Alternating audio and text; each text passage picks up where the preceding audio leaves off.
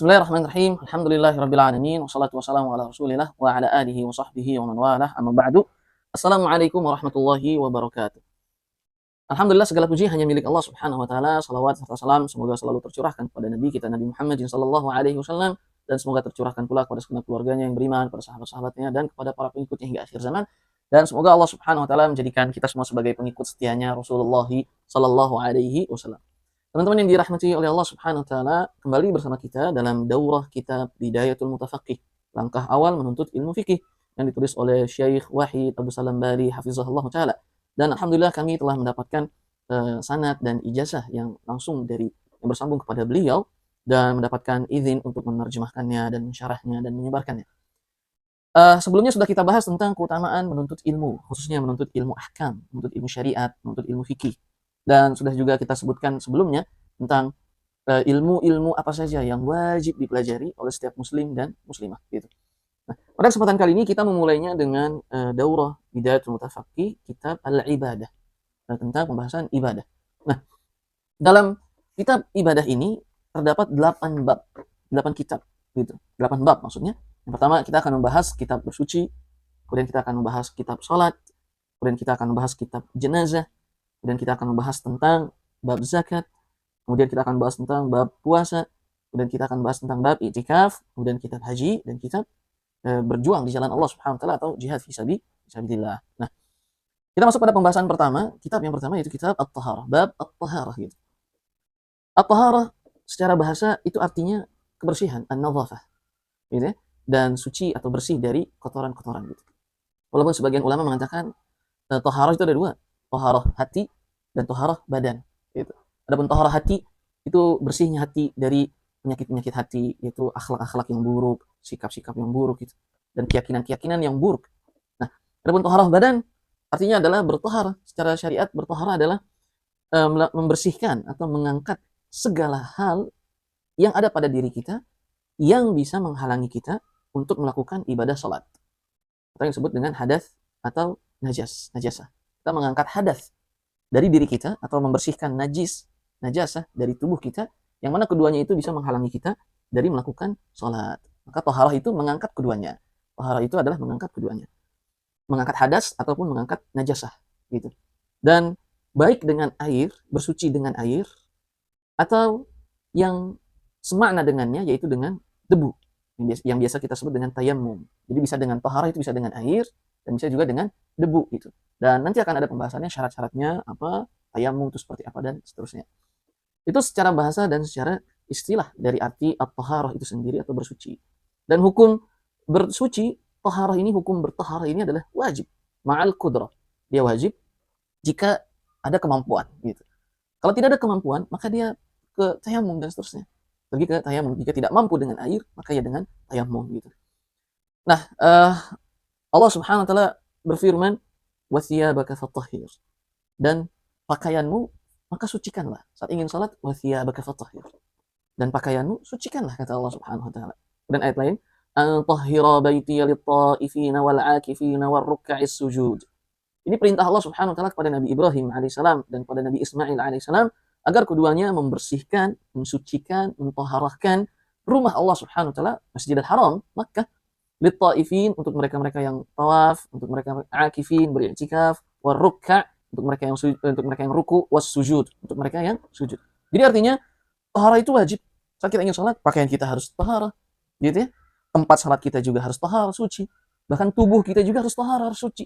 Terangkat dari hadas dan terbersihkan dari najasah gitu, teman-teman. Nah, dalam hadis Rasulullah SAW bersabda, "La yaqbalullahu salata ahadikum idza ahdatha hatta yatawadda." Bahwa Allah Subhanahu wa taala tidak akan menerima salat salah seorang di antara kalian jika ia memiliki hadas sampai ia yatawadda, berwudu, mengangkat hadasnya itu. Nah, baik, teman-teman yang dirahmati oleh Allah Subhanahu wa taala, bab taharah ini kita akan membahas 11 bab. Yang pertama, bab air dan macam-macamnya dalam syariat kita ada berapa? Kemudian bab al-aniyah atau bejana, piring berkaitan dengan piring, gelas, maksudnya. Yang ketiga, bab adab membuang hajat. Kemudian bab bersiwak. Kemudian yang kelima, bab berwudu seperti apa. Yang keenam, bab tentang mengusap al-khuffaini, sepatu. Saat berwudu kita mengusap sepatu. Itu seperti apa hukumnya dan bagaimana penjelasannya. Kemudian yang ketujuh, bab hal-hal yang bisa membatalkan wudu itu apa saja. Yang kedelapan, bab tentang adab mandi junub, mandi janabah. Seperti apa mandi janabah? Yang ke-9 bab tayamum. Seperti apa tayamum saat kita tidak bisa berwudu, bertaharah, itu wajib. Apapun ceritanya, saat kita sehat ataupun tidak sehat, bertaharah wajib untuk sholat. Baik entah dengan air atau dengan debu. Nah, yang ke-10, cara membersihkan najasah itu seperti apa? Dan yang ke-11, bab hukum yang berkaitan dengan al-haid dan nifas. Adapun bab yang pertama, yaitu tentang bab air dan macam-macamnya. Bisa dilihat kitabnya, bisa dilihat teman-teman. Kitab ini bisa dipesan nanti bisa dihubungi atau bisa tulis kolom komentar. Atau nanti kita akan tuliskan nomor WhatsApp untuk bisa memesan kitab ini dan membelinya. Halaman 21. Saya buka kitabnya halaman 21. Bab air dan macam-macam air dalam syariat kita. Yang ingin saya sampaikan sebelumnya, bahwa kitab ini ditulis oleh Syekh Wahid Abdul Salam Bari hafizahullah ta'ala. Urutannya itu sesuai dengan urutan fikih Imam Ahmad bin Hanbal. Yaitu kitabnya kitab Manarus Sabil. Fikih dasar tentang mazhab Imam Ahmad bin Hanbal. Urutannya. Nah, akan tapi beliau tidak hanya mencantumkan mazhab Imam Ahmad bin Hanbal dalam setiap masalahnya, melainkan beliau memilih mana yang sekiranya lebih rajih, lebih kuat pendapatnya dari imam kita yang 4. Jadi kitab ini tidak keluar dari mazhab imam kita yang 4, Imam Abu Hanifah, Imam Malik, Imam Syafi'i, dan Imam Ahmad gitu. Urutannya sesuai dengan fikih Imam Ahmad bin Hanbal. Tapi isinya menurut beliau ini yang lebih tepat, ini yang lebih kuat dalilnya, maka itu yang beliau cantumkan. Tentu semua pendapat itu tidak keluar dari pendapat imam kita yang 4 gitu. Dan ini beliau ringkasan yang beliau tulis untuk melandasi kita, memudahkan kita memahami ilmu fikih gitu. Jadi level 1, level dasar. Nah, bab air dan macam-macamnya, terdapat satu poin pembahasan, yaitu bahwa air dalam syariat Islam terbagi menjadi 3 macam. Dan ini adalah pendapatnya Imam Malik, Imam Syafi'i, dan Imam Ahmad, bahwa air itu ada 3 bagian. Nah, yang pertama adalah air itu tahurun. Arti tahur, dia adalah air yang menetap sesuai ciptaannya. Air yang sudah seperti itu dia diciptakan. Ya, contoh, air tahur itu air hujan sudah seperti itu dia diciptakan. Kemudian air laut sudah seperti itu, air danau, kemudian air sungai, kemudian mata air, kemudian air embun, kemudian air salju. Inilah 7 jenis air tahur. Jadi air tahur dia adalah air yang menetap sesuai ciptaannya gitu. Dan macam-macam air tahur ada 7 tadi sudah kita sebutkan. Dan hukumnya apa? Hukum air tahur, hukumnya adalah dia bisa mengangkat hadas dan bisa membersihkan najas. Artinya dia suci dan bisa mensucikan. Airnya suci. Bisa dipakai untuk minum, konsumsi, atau membersihkan najis. Dan dia mensucikan. Bisa kita gunakan untuk berwudu, mengangkat hadas, mensucikan. Dan bisa juga kita gunakan untuk mandi janabah. Dan bisa juga kita gunakan untuk memandikan jenazah. Allah Subhanahu wa taala berfirman dalam Al-Qur'an Karim, "Wa yunazzilu minas sama'i ma'an liyutahhirakum bihi." Dan Allah menurunkan air dari langit, air hujan, liyutahhirakum bihi, untuk mensucikan kalian dengan air itu. Kemudian saat Rasulullah sallallahu alaihi wasallam ditanya tentang air laut, "Ya Rasulullah, apa hukum air laut?" Rasulullah sallallahu alaihi wasallam bersabda, "Huwa at-tahuru ma'uhu al-hillu maitatuhu." Airnya itu tahur, suci dan mensucikan. Dan maitnya, bangkainya halal laut. Jadi apa yang ada di laut itu halal, bangkainya saja halal gitu. Nah, sehingga itu air yang pertama, yaitu air tahur. Bisa kita gunakan, dia suci dan mensucikan. Bisa kita gunakan berwudu, mandi janabah, kemudian memandikan jenazah gitu. Dan bisa juga membersihkan najis gitu. Yang kedua, air tahirun. Dia adalah air yang telah tercampur dengan sesuatu yang suci. Kemudian air sesuatu yang suci itu merubahnya dari air mutlaknya itu, air tahurnya itu. Jadi artinya maksudnya gini teman-teman, satu botol ini air tahur, kita ambil air tahur, air yang pertama. Kemudian kita ambil satu yang suci, misalnya teh.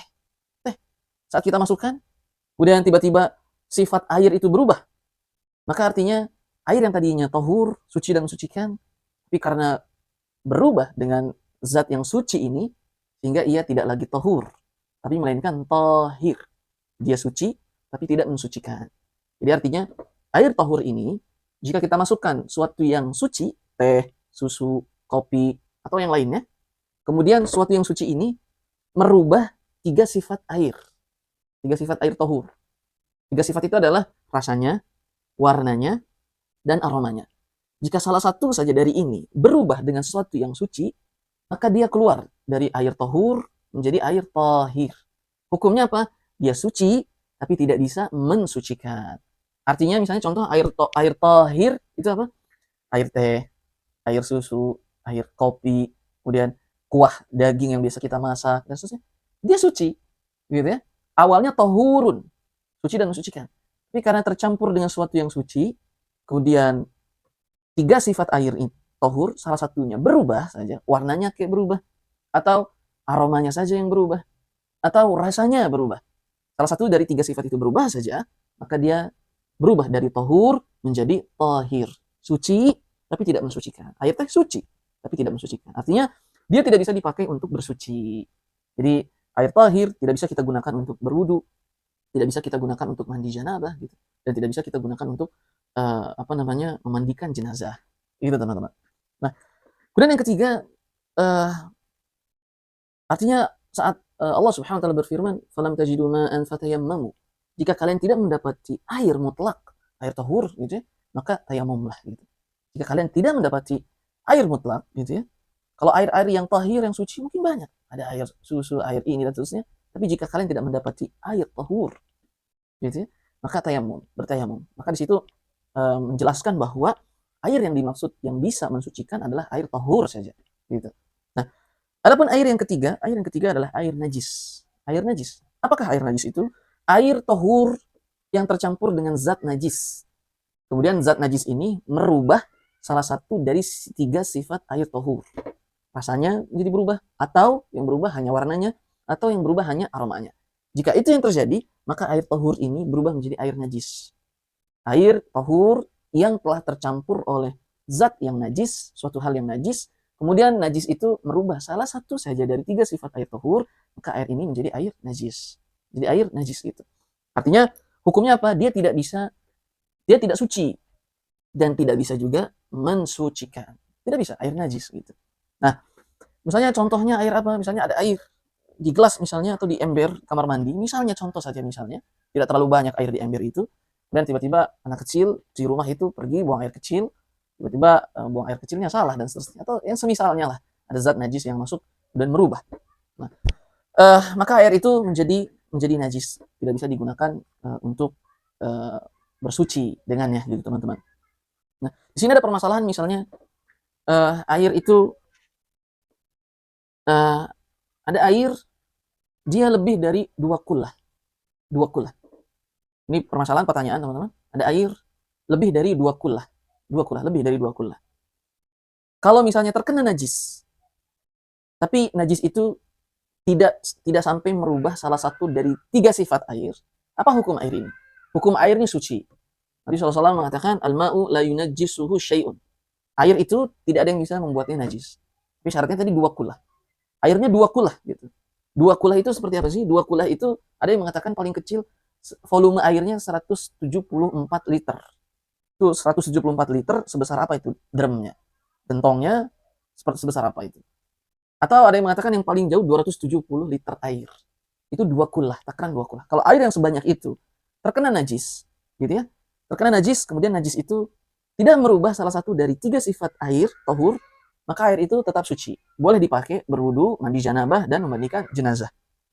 Tapi pertanyaan kedua, kalau airnya kurang dari dua kullah tadi, kemudian ada najis masuk kepadanya, tapi tetap tidak merubah salah satu dari tiga sifat air ini, apa hukum air itu?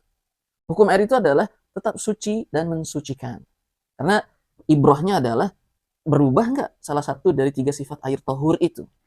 Jika ia berubah, gitu ya, sebanyak apapun air suci itu, atau sedikit pun airnya, jika berubah, maka dia keluar dari sifat tahurnya, gitu, menjadi najis, gitu ya.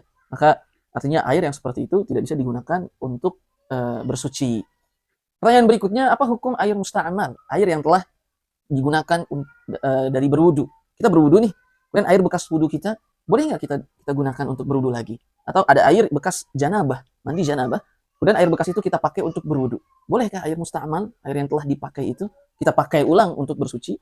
Para ulama berbeda pendapat. Ada yang mengatakan melarangnya, seperti Imam Syafi'i rahimahullah ta'ala, dan ada juga yang imam-imam lainnya tidak melarangnya gitu. Dalilnya adalah bahwa Rasulullah SAW pernah mandi janabah bekas air istrinya, yaitu Maimunah. Maimunah mandi janabah dan sisa airnya, bekas airnya itu Rasul pakai untuk mandi janabah. Artinya air musta'mal, air bekas masih bisa dipakai oleh Rasul Shallallahu Alaihi Wasallam untuk bersuci. Begitu juga dalil yang kedua, saat Rasul membasuh anggota kuping, Rasul basuh kupingnya itu dengan air bekas yang ia baru basuh kepalanya.